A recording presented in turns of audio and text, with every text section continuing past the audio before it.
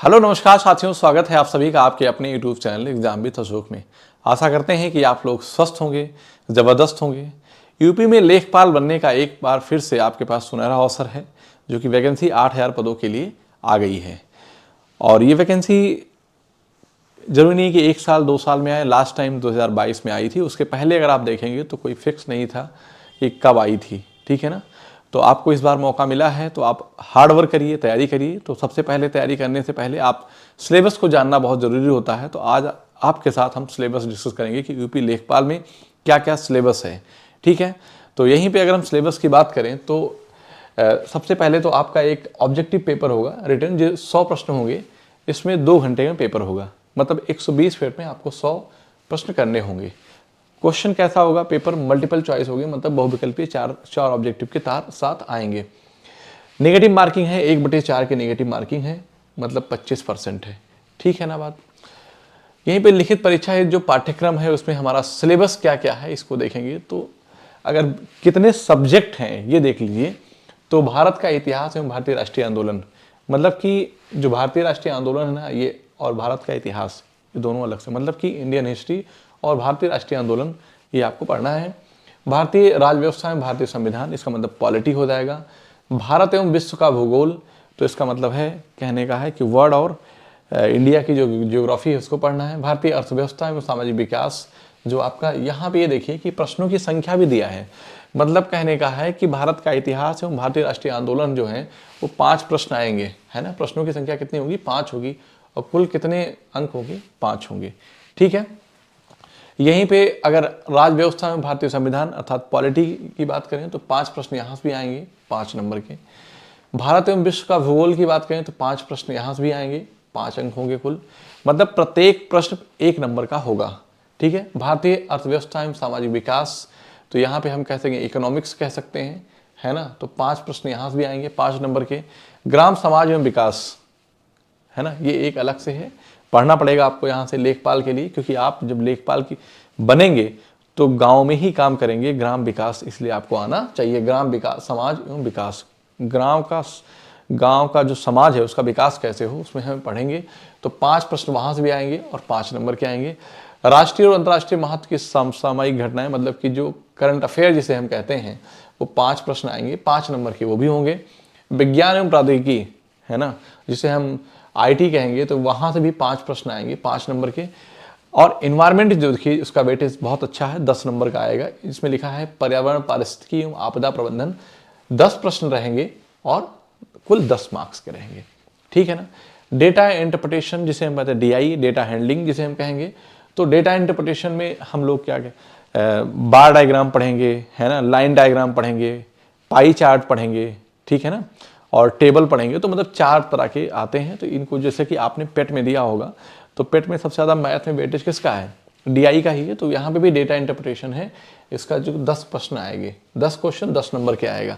इसका मतलब है कोई अर्थमेटिक और नहीं आना है, मतलब कि परसेंटेज, ये डिस्काउंट, प्रॉफिट एंड लॉस, है ना, THD, टाइम एंड वर्क, ये सब कुछ नहीं आएगा। मिक्सचर एलिगेशन, आपको सिर्फ और सिर्फ मैथ में DI पढ़ना है। अब मैथ की अगर आपको DI पढ़ना है तो आपको रेशियो आना चाहिए, आपको परसेंटेज आना चाहिए, आपको एवरेज आना चाहिए, ठीक है ना। ये 3 तो बेसिक हैं, अगर ये नहीं आता तो कुछ आएगा ही नहीं, फिर आप कुछ नहीं कर पाएंगे, ठीक है ना। कंप्यूटर एवं सूचना प्रौद्योगिकी का अवधारणा एवं इस क्षेत्र में समसामयिक प्रौद्योगिकी विकास एवं नवाचार का ज्ञान, ठीक है। ये यहाँ से 15 प्रश्न आएंगे और 15 नंबर के होंगे। उत्तर प्रदेश से संबंधित सामान्य जानकारी, मतलब कि यूपी स्पेशल, यहाँ देखिए सबसे ज़्यादा वेटेज है यूपी स्पेशल का है। तो टोटल्स 100 क्वेश्चन होंगे और 100 मार्क्स के होंगे। क्लियर है बात। आगे हम बात करेंगे कि जैसे हमारा भारतीय इतिहास है, तो हमें पढ़ना क्या क्या रहेगा। तो भारत का इतिहास, हाँ ठीक है, भारत का इतिहास एवं भारतीय राष्ट्रीय आंदोलन, इसमें रहेगा भारतीय इतिहास के अंतर्गत सामाजिक, सांस्कृतिक, आर्थिक एवं राजनीतिक पहलुओं की जानकारी। भारतीय राष्ट्रीय आंदोलन, स्वतंत्रता आंदोलन, इसका मतलब है कि जो मॉडर्न हिस्ट्री रहेगा वो आपको पढ़ना रहेगा, ठीक है ना। और राष्ट्रीयता का उदय था स्वतंत्रता संग्राम के संबंध में सारगर्भित जानकारी, ठीक है। यहाँ से कितने नंबर? 5 प्रश्न आएंगे, ठीक है। फिर आपका भारतीय राज्य व्यवस्था एवं भारतीय संविधान, तो भारत में संवैधानिक विकास कैसे हुआ, और भारतीय संविधान, भारतीय राजनीतिक व्यवस्था एवं शासन, पंचायती राज एवं स्थानीय स्वशासन, लोक नीति एवं अधिकारों के मुद्दे तथा सामुदायिक विकास सहित राजनीतिक प्रणाली के आयाम। ठीक है, उसके बाद आपका है भारत एवं विश्व का भूगोल। ठीक है ना, भारत एवं मतलब कि इंडियन एंड वर्ल्ड जियोग्राफी दोनों आपको पढ़ना है। भारत का भौतिक भूगोल, भारत के भौतिक, सामाजिक एवं आर्थिक भूगोल, कृषि, जो कृषि है भारत की वो कैसी है, बागवानी एग्री है कैसी है, ठीक है, और वानिकी कैसी है, पशुपालन क्या है, ठीक है ना, जनसंख्या एवं नगरीकरण का प्रारूप, स्मार्ट सिटी एवं स्मार्ट विलेज से संबंधित जानकारी, विश्व भूगोल के बारे में सामान्य जानकारी आपको रखनी है, पढ़ना है, कहने का मतलब ये है। फिर हम बात करेंगे कि जो हमारा चौथा पॉइंट था कि चौथा सब्जेक्ट कह सकते हो, जो इकोनॉमिक्स है, भारतीय अर्थव्यवस्था एवं सामाजिक विकास। इसमें भारत का विकास, आर्थिक नियोजन, उद्देश्य एवं उपलब्धियां, नीति आयोग की भूमिका, सतत विकास जो सस्टेनेबल डेवलपमेंट के लक्ष्य जो हैं, ठीक है ना, गोल्स हैं, सरकार के बजट के आयोग तथा वित्तीय प्रणाली, भारत में कृषि, उद्योग एवं व्यापार वाणिज्य का विकास, भारत में स्वतंत्रता के पश्चात भूमि सुधार, भारत में वैश्वीकरण तथा उदारीकरण के प्रभाव, औद्योगिक नीति में परिवर्तन था, इससे औद्योगिक विकास पर प्रभाव, आधारभूत संरचना, ऊर्जा, दूरसंचार, सड़क, विमानपत्तन तथा रेलवे आदि। ये किसके, ये सब आपका इकोनॉमिक्स में आ जाएगा। यहीं पे हम बात करें ग्राम समाज एवं विकास, ये अलग से है क्योंकि और एग्जामों में नहीं आता है। वैसे हिस्ट्री, पॉलिटी, जियोग्राफी और इकोनॉमिक्स तो आ जाता है। मतलब अगर आप पहले से भी किसी एग्जाम की प्रिपरेशन कर रहे होंगे तो आपने हिस्ट्री, पॉलिटी, जियोग्राफी और इकोनॉमिक्स आपने पढ़ा होगा। लेकिन ग्राम समाज एवं विकास अगर स्टेट यूपीएससी की प्रिपरेशन किए होंगे तो हो सकता है कि किसी एग्जाम में आपको यहाँ पे ये देखने को मिला हो। तो ग्राम समाज एवं विकास, तो ग्रामीण विकास भारतीय संदर्भ में, ग्राम विकास कार्यक्रम जो कार्यक्रम है ग्राम गाँव के विकास के लिए, ग्राम विकास योजनाएं एवं प्रबंधन, छोटा टॉपिक है। आप एक मार्केट में कोई बुक आ रही होगी, अगर आप ले लेंगे तो बहुत अच्छे से इसको पढ़ लेंगे। कोई ऑनलाइन बहुत ज़्यादा पढ़ने की इसकी कोई ज़रूरत नहीं है, बुक से पढ़िए। ग्राम विकास हेतु प्रयास, ग्रामीण स्वास्थ्य योजनाएं, ग्रामीण सामाजिक विकास, ग्राम विकास और भूमि सुधार, केंद्र व राज्य सरकारों की ग्राम विकास से संबंधित योजनाएं। मतलब कि जो गाँवों के विकास के लिए राज्य और केंद्र की क्या योजनाएं हैं, ये सब आपको पढ़ना होगा। मतलब आपको डेली अपडेट रहना पड़ेगा, ठीक है ना। और यहाँ पे बात करेंगे राष्ट्रीय और अंतर्राष्ट्रीय महत्व की समसामयिक घटनाएं। इसका मतलब आपका ये क्या है, ये जीके है ना, जो करंट अफेयर कहेंगे। तो राष्ट्रीय और अंतर्राष्ट्रीय दोनों स्तर पर हाल ही में समसामयिक घटनाओं का ज्ञान आप कम से कम, अभी तो लेखपाल का जो वैकेंसी है वो आई है, तो एग्ज़ाम की डेट तो नहीं आई है आई थिंक। तो करीब जब भी आप पेपर होगा उससे एक साल का, मतलब कि एक साल तक का आप अपना करंट अफेयर तैयार कर लीजिएगा। अगर विज्ञान एवं प्रौद्योगिकी की बात करें तो आईटी सेक्टर जो है, विज्ञान एवं प्रौद्योगिकी, विकास एवं राष्ट्रीय सुरक्षा में भारत के विज्ञान एवं प्रौद्योगिकी नीति का दैनंदिन जीवन में अनुप्रयोग, मतलब कि दिन ब दिन क्या अनुप्रयोग हैं, ठीक है ना। भारतीय विज्ञान एवं प्रौद्योगिकी उपलब्धियां, ठीक है ना, प्रौद्योगिकी का स्वदेशीकरण, नवीन प्रौद्योगिकी का विकास, विज्ञान प्रौद्योगिकी एवं तकनीकी उपयोगी प्रौद्योगिकियां, अंतरिक्ष प्रौद्योगिकी, रक्षा प्रौद्योगिकी, ऊर्जा स्रोत, नैनो प्रौद्योगिकी, सूक्ष्म जीव विज्ञान, जैव प्रौद्योगिकी क्षेत्र में जागरूकता, बौद्धिक संपदा अधिकार एवं डिजिटल अधिकारों से संबंधित मुद्दे। बेटा ये आप मार्केट से बुक ले लीजिएगा, कोई स्पेशल आई होगी इसकी, ठीक है ना। विज्ञान एवं प्रौद्योगिकी की या जिस बुक में टॉपिक होगा आप ले लीजिएगा और पहले से पढ़ लीजिएगा। नहीं तो आप हमेशा मतलब किसी दूसरे के भरोसे रहेंगे तो नहीं होगा, क्योंकि चीज़ें पढ़नी पड़ती है, ठीक है ना। अगर हम यहीं पे बात करें एनवायरनमेंट, अब आप किसी और एग्जाम की तैयारी कर रहे होंगे, किया होगा आपने, तो इन्वायरमेंट उससे छूटा नहीं रहा होगा। इवन आप किसी टीचिंग एग्जाम की तैयारी करेंगे वहाँ भी इन्वायरमेंट आ ही जाता है। तो ये आपका क्या है, पर्यावरण, पारिस्थितिकी तथा आपदा प्रबंधन, है ना, जो डिजास्टर मैनेजमेंट है, तो पर्यावरणीय सुरक्षा एवं पारिस्थितिकी तंत्र, वन्य जीव संरक्षण, जैव विविधता, पर्यावरणीय प्रदूषण एवं संरक्षण, पर्यावरण संतुलन एवं जलवायु परिवर्तन पर सामान्य एवं समसामयिक जानकारी, भारत में आपदा, गैर परंपरागत सुरक्षा एवं सुरक्षा की चुनौतियों के रूप में आपदा प्रबंधन एवं आपदा प्रबंधन अधिनियम 2005, राष्ट्रीय आपदा प्रबंधन प्राधिकरण, नेशनल डिजास्टर मैनेजमेंट अथॉरिटी, राज्य आपदा प्रबंधन प्राधिकरण, स्टेट डिजास्टर मैनेजमेंट अथॉरिटी, राष्ट्रीय आपदा मोचन बल एनडीआरएफ, है ना, एंड यहाँ पे भी है राज्य आपदा मोचन बल एसडीआरएफ, मतलब कि एक राष्ट्रीय एनडीआरएफ होता है और एक एसडीआरएफ होता है, ठीक है ना।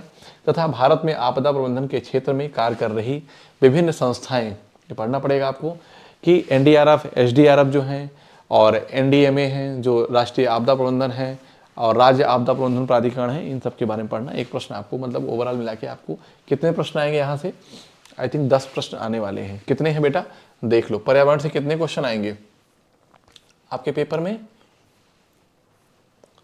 तो यहाँ से देख लीजिएगा कि पर्यावरण से 10 प्रश्न आएंगे, ठीक है ना। कितने आएंगे, पर्यावरण से आपके 10 प्रश्न आने वाले हैं। आगे फिर हम बात करेंगे यहीं पे डेटा इंटरप्रिटेशन की। तो मैंने आपसे कहा था कि डेटा इंटरप्रिटेशन जो आपने पेट दिया था, तो पेट में डीआई आया था, ठीक है ना। तो डेटा आंकड़ों की व्याख्या एवं विश्लेषण सांख्यिकी, मतलब उसमें जो भी आंकड़े होते हैं उनको सिस्टमेटिक ढंग से रखा जाता है, ठीक है ना। तो उन्हीं को क्या किया जाता है कि मैनेज करने के लिए, मतलब कि आप उनको कैसे कैलकुलेट करेंगे, तो अलग अलग, जैसे कि पाई डायग्राम, पाई चार्ट से कोई से बार से कर देते हैं, कोई टेबल से कर देते हैं, कोई लाइन डायग्राम के थ्रू हम रिप्रेजेंट कर देते हैं किसको, किसी डेटा को, ठीक है ना। तो कह रहा है कि सांख्यिकी विश्लेषण ग्राफ और डायग्राम, ठीक है ना, ग्राफ के माध्यम से या डायग्राम के माध्यम से, जिन्हें अभ्यर्थी की सांख्यिकी व ग्राफिक डायग्राम संबंधी प्रस्तुत सूचना में सामान्य ज्ञान संबंधी परिणाम निकालने की क्षमता की परख हो सकेगी। बेटा ये हमारे साइड से पूरे आपके 10 नंबर पक्के करा देंगे, ठीक है ना। ये आपके 10 नंबर पक्के करा देंगे, इस बात की गारंटी है। जितना पढ़ा दूंगा उससे बाहर नहीं आएगा, बिल्कुल बेस्ट मेथड से, ठीक है ना। अब आ गया आपका 10वां भाग जो है हिंदी। कितने भाग हैं, मतलब भाग 1 में है, 10वां जो पार्ट है वो हिंदी है। शासकीय अशासकीय व्यक्तिक हिंदी, आपने अगर स्टेट लेवल के एग्जाम की प्रिपरेशन किया है, एसएससी जीडी वगैरह में प्रिपरेशन किया है, ठीक है ना, तो आपने हिंदी पढ़ा होगा। तो आप ये मान चलिए कि हिंदी में आपको व्याकरण तो पढ़ना ही पढ़ना है। पहले आप देख लीजिए कि व्यक्तिक तथा व्यावसायिक समस्याओं के निराकरण हेतु संबंधित को संबोधित पत्र, कार्यालय आदेश, अधिसूचना और परिपत्र संबंधी प्रश्न, वर्ण एवं ध्वनि विचार, उच्चारण, लेखन, स्वर, व्यंजन, मात्रा पहचान और प्रयोग, ध्वनियों का वर्गीकरण, शब्द रचना, यहाँ पे देखो संध एवं संध विच्छेद, समास, उपसर्ग, प्रत्यय, यहाँ से शब्द रचना में आ जाता है आपका, ठीक है ना। और शब्द रचना में कि शब्दों की रचना की जाती है, मतलब कि संधि, समास, संध, संध विच्छेद, समास, उपसर्ग, प्रत्यय। अगर शब्द के प्रकार की बात करें तो तत्सम, अर्ध तत्सम, तद्भव, देशज, विदेशी, फिर संज्ञा, सर्वनाम, विशेषण, क्रिया, अव्यय, क्रिया विशेषण, संबंध सूचक, विस्मयाबोधक, निपात, अव्यय जो निपात होता है। शब्द ज्ञान की बात करें तो पर्यायवाची, विलोम, शब्द युग्मों का अर्थ, भेद, वाक्यांशों के लिए सार्थक शब्द, समश्रुत भिन्नात्मक शब्द, मुहावरे, शब्द प्रयोग, समानार्थी शब्दावली, ठीक है। फिर यहीं पे अगर हम शब्द शुद्धि की बात करें तो व्याकरणिक कोटियां हैं, जैसे परसर्ग, लिंग, वचन, पुरुष, काल, वृत्ति, पक्ष, वाच्य, वाक्य रचना, प्रकार, सरल, संयुक्त, मिश्र, वाक्य शुद्धि, विराम चिन्हों का प्रयोग, ठीक है ना, कितने प्रकार के मुहावरे, लोकोक्तियाँ, ये सब आपको हिंदी में पढ़ना है। मतलब व्याकरण के साथ ये वाले भी पार्ट आपको कहीं ना कहीं सारे मतलब देख के चलना है। मतलब मोस्टली आप ये कह सकते हो कि रचनाएं वगैरह नहीं है, कम से कम इससे आपको छुट्टी मिली है। तो आई होप कि आपकी ये तैयारी पहले से ही होगी, क्योंकि आपने पेट का एग्जाम दे के आए हैं आप लेखपाल में तैयारी करने के लिए। अब यहीं पे बात करें तो ये भी आपके लिए एक थोड़ा सा नया टॉपिक बन जाता है, कंप्यूटर एवं सूचना प्रौद्योगिकी की अवधारणाओं एवं इस क्षेत्र में समसामयिक प्रौद्योगिकी विकास एवं नवाचार का ज्ञान। कंप्यूटर सूचना प्रौद्योगिकी, इंटरनेट एवं वर्ल्ड वाइड वेब WWE का इतिहास, परिचय एवं अनुप्रयोग, निम्नलिखित बिंदुओं संबंधी सामान्य ज्ञान, जैसे हार्डवेयर और सॉफ्टवेयर क्या होता है, ठीक है ना, डिवाइसेस के पूछेंगे, इनपुट और आउटपुट डिवाइसेस क्या होती हैं, इंटरनेट प्रोटोकॉल, IP एड्रेस क्या है, IT गैजेट एवं उनका अनुप्रयोग, ईमेल ID को बनाना एवं ईमेल का प्रयोग संचालन, प्रिंटर, स्कैनर एवं मोबाइल का संचालन, वर्ड प्रोसेसिंग एवं स्प्रेड प्रोसेसिंग, MS एक्सेल जो होता है, MS वर्ड है, कि महत्वपूर्ण तत्व कुछ पूछे जाएंगे, की पॉइंट पूछे जाएंगे, है ना, शॉर्ट कीज वगैरह पूछ लेंगे, operating system, network, social networking, e governance, digital वित्तीय उपकरण एवं अनुप्रयोग। क्योंकि आप जब लेखपाल बनेंगे ना तो आपको इतना आना चाहिए, ठीक है ना, क्योंकि अब जमाना कैसा हो गया, डिजिटल हो गया है, इसलिए इसको यहाँ पे मेंशन किया गया है। भविष्य के कौशल और साइबर सुरक्षा, कंप्यूटर और सुरक्षा, सूचना प्रौद्योगिकी के क्षेत्र में होने वाले तकनीकी विकास एवं नवाचार, artificial intelligence, big data processing, deep learning, machine learning, internet of things तथा इस क्षेत्र में भारत की उपलब्धियां आदि। ये सारे प्रश्न आपको पेपर में देखने को मतलब ये सारे टॉपिक आपको पेपर में मिलेंगे। फिर यहीं पे हम बात करेंगे भाग 3। कितने भाग 3? 3 भाग में पेपर हमारा है। तो यहाँ पे तीसरे भाग में बात करेंगे तो हम करेंगे कि उत्तर प्रदेश राज्य से संबंधित सामान्य ज्ञान, मतलब कि जिसे हम कह देंगे कि यूपी स्पेशल। अब यूपी स्पेशल में उत्तर प्रदेश का इतिहास क्या रहा, ज़्यादा पढ़ना है और इस पर बहुत ज़्यादा आपको मेहनत करने की ज़रूरत है, ठीक है ना, क्योंकि यूपी स्पेशल जो है आपका 20 नंबर का आएगा, ठीक है ना। आपके सिलेक्शन में ये बहुत कुछ निर्भर करेगा। संस्कृति, यूपी की संस्कृति क्या रही है, उत्तर प्रदेश की कला क्या है, वास्तुकला, त्यौहार क्या क्या हैं, है ना, लोक नृत्य क्या है, यहाँ का साहित्य क्या है। हालांकि आप चाहेंगे तो रट सकते हैं, कोई बहुत बड़ी बात नहीं है। क्षेत्रीय भाषाएं क्या हैं, विरासत क्या है, कितने क्षेत्र हैं, है ना, ब्रज भाषा है, अवधी है, भोजपुरी है ना। तो ये सब अलग अलग क्षेत्रों की भाषाएं क्या क्या हैं, विरासत क्या क्या विरासत हैं उत्तर प्रदेश की, सामाजिक रीत रिवाज और पर्यटन क्या हैं, भौगोलिक परिदृश्य एवं पर्यावरण, प्राकृतिक संसाधन। मतलब आपको पता है कि यहाँ पे उत्तर प्रदेश का एनवायरनमेंट आपको पढ़ना पड़ेगा कि किस किस चीज़ की खेती होती है, यहाँ का पर्यावरण कैसा है, ठीक है ना। प्राकृतिक संसाधन, जलवायु, मिट्टी, वन, वन्यजीव, खनन और खनिज, अर्थव्यवस्था। फिर हम एक बात करेंगे कृषि, उद्योग, व्यवसाय और रोजगार, राज्य व्यवस्था एवं प्रशासन, समसामयिक घटनाएं एवं विभिन्न क्षेत्रों में उत्तर प्रदेश राज्य की उपलब्धियां आदि। मतलब कहने का है कि समसामयिक घटनाएं मतलब कि यूपी का जो करंट अफेयर यूपी, ये भी देखना पड़ेगा आपका। फिर राज्य व्यवस्था एवं प्रशासन क्या है कि राज्य व्यवस्थाएं कितने जो है मंत्री हैं, है ना, किसको विभाग कौन सा मिला हुआ है, कुछ भी पूछ सकता है आपसे, ठीक है। और यहाँ पे आपसे ये भी पूछ सकता है कि कितनी लोकसभा सीटें हैं, कितनी राज्यसभा, राज्य व्यवस्था के बारे में पूछेगा, व्यवसाय क्या है और रोजगार यहाँ पे क्या है, ठीक है ना। उद्योग, कृषि और उद्योग मतलब यहाँ कृषि के साथ उद्योग कौन से किए जाते हैं यूपी में, क्षेत्रों में उत्तर प्रदेश राज्य की उपलब्धियाँ आदि। तो उत्तर प्रदेश में कौन कौन सी उपलब्धियाँ हैं, तो ये तो बेटा आपके 3 भागों में आपके सिलेबस हमने यहाँ पे डिस्कस कर लिया, ठीक है ना। और टोटल 100 क्वेश्चन होंगे, 100 नंबर का पेपर होगा, 1/4 की मार्किंग होगी, निगेटिव मार्किंग होगी। तो बेटा अब आपको मैं बता रहा हूँ कि आपके लिए मैं क्या कर सकता हूँ। तो मैं तो आपको अभी के लिए मेरा जो प्लान है, आपको 10 नंबर की जो डेटा इंटरप्रिटेशन वो आपको मैं पढ़ा दूंगा। आपको उसको कहीं से अलग पढ़ने की ज़रूरत नहीं है, आपको कोई बुक लेने की भी ज़रूरत नहीं है। अगर हमारे चैनल पे आप लगातार बने रहेंगे तो आपको इतनी बढ़िया मैं प्रैक्टिस DI की करा दूंगा, बहुत आराम से आप सवाल निकाल पाएंगे, पहली बात। दूसरी चीज़ क्या है कि आप तैयारी कैसे करें। हो सकता है कि इस समय बच्चों को बहुत सारे कन्फ्यूजन्स हों। जैसे मेरी बात ध्यान सुनिए कि जैसे अभी UPSI की वैकेंसी है, लेखपाल की है, होम गार्ड की है, पुलिस की आ ही गई है, किसी बच्चों ने GD का फॉर्म भर रखा है, उनका भी एग्ज़ाम होने वाला है। फिर आपका पुलिस उसमें रेलवे के भी बहुत सारे एग्ज़ाम्स होने वाले हैं, हालांकि उसकी अभी कोई डेट नहीं है। तो मैं कहूँगा कि आप देखो, पहले जिसमें आपकी तैयारी अच्छी हो, जैसे आप रेलवे के लिए जा रहे हैं तो आपकी साइंस अच्छी होनी चाहिए, ठीक है ना। अभी के लिए बता रहा हूँ, आगे के लिए नहीं, अभी क्या स्ट्रेटजी होनी चाहिए। तो अगर आपकी साइंस अच्छी है तब तो आप रेलवे की तरफ जाएं, नहीं तो अभी होल्ड करें उसको, ठीक है ना। आपकी हिंदी, रीजनिंग, मैथ अच्छी है तो आप, और आपको जैसे ये वाली तैयारी करेंगे SI, तो थोड़ा सा वहाँ पे मूल विधि वगैरह पढ़ना पड़ेगा, तो आप यहाँ से देख सकते हैं, तो आपको बेनिफिट मिल जाएगा। लेकिन यह है अर्थमेटिक होगा। पहले से अगर आप मैथ साइंस अच्छी है, रीजनिंग, मैथ और रीजनिंग अच्छी है तो आप SI भी दे सकते हैं। अगर आप चाहते हैं कि सर दोनों में अच्छी नौकरी कौन है, तो भाई सीधी सी बात है कि UPSI अच्छी है, लेकिन यूपी लेखपाल भी किसी से कम नहीं है, बढ़िया नौकरी है। क्यों? क्योंकि आप अपने घर पे नौकरी कर सकते हैं घर से, लेकिन UPSI में आप ज़िंदगी में अपने घर कभी नहीं आ पाएंगे।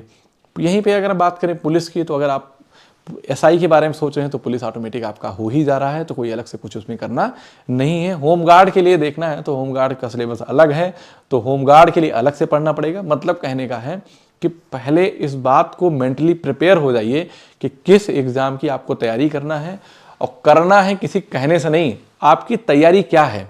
अभी यहाँ पे बहुत सारे कन्फ्यूजन है बच्चों को लेकर, किसको, जिनके मार्क 60 से कम है, क्योंकि अभी UPSSC ने लेखपाल में जो बच्चे अपीयर होंगे उसके लिए कट ऑफ नहीं निर्धारित किया है।